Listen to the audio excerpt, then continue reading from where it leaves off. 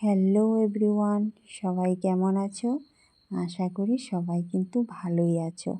তো বন্ধুরা জানাবে কে কেমন আছো। তো দেখো আমি না এই সুন্দর আবহাওয়াটা দেখে খুবই ভালো লাগছে। তো দেখো আবহাওয়া বলতে একটা কথা মনে হলো, নিজেকে না অনেক সময় নিজেই সামলাতে হয়। কারণ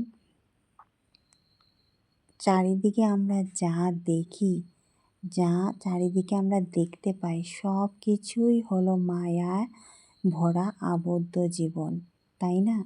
তো কখনো কখনো নিজের যা কিছু দুঃখ কষ্টেই নিজেকেই সামলাতে হয়। সুখের সময় তো তুমি সবাইকে পাবে, আর মানুষকে পাবে কি বলছি, মানুষ তো আবহাওয়ার থেকেও আরও বেশি পরিবর্তনশীল। আবহাওয়া তো পরিবর্তন হয় সময় এবং দেখে দেখে, কিন্তু মানুষ তো সময়ের অপেক্ষা করে না, সাথে সাথেই রং বদলাতে পারে। শুনেছি গিরগিটির রং বদলায়, এখন দেখছি মানুষও রং বদলায়। তো যাই হোক, আমার ফুলগুলো কেমন।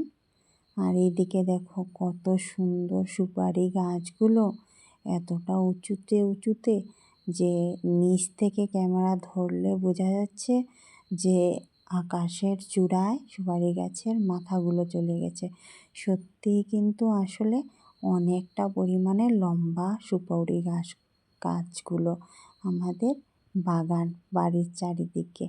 আর এইদিকে দেখো পুরোটা কিন্তু আমাদের গ্রামের রাস্তা।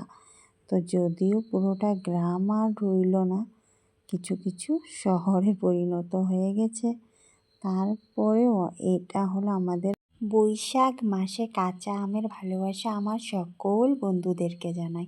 তো দেখো বৈশাখ মাসে কাঁচা আমের মাখা না খেলে কি চলে বন্ধুরা? তো আমার না কদিন ধরে অনেকটাই ইচ্ছে করছিল যে কাঁচা আমের মাখা খাবো, কিন্তু খাওয়ার ইচ্ছেটা প্রচণ্ড পরিমাণে করছিল, কিন্তু বানিয়ে যে খাবো সেটা করতে যেন ভালো লাগছিল না। তবুও এতটা ইচ্ছে করছিল যে আজকে ভাবলাম আজকে বানিয়ে খাবো। তো গাছ থেকে আমাদের গাছের তো অনেক ভিডিওর মধ্যেই দেখিয়েছি আম ধরেছে, তো সেখান থেকে কয়েকটা আম আনলাম, এনে ভালোভাবে ধুয়ে পরিষ্কার করে কুচিয়ে নিয়েছি। এবার দেখো সম্পূর্ণটা রেডি করে ফেলেছি, এবার মাখবো আর খাবো। তোমাদের সবাইকে আম মাখা খাওয়ার আমন্ত্রণ রইল, তোমরা তাড়াতাড়ি চলে এসো, আম মাখা খেয়ে যাবে। তোমাদের কার কার এইভাবে আম মাখা খেতে ভালো লাগে অবশ্যই কমেন্টে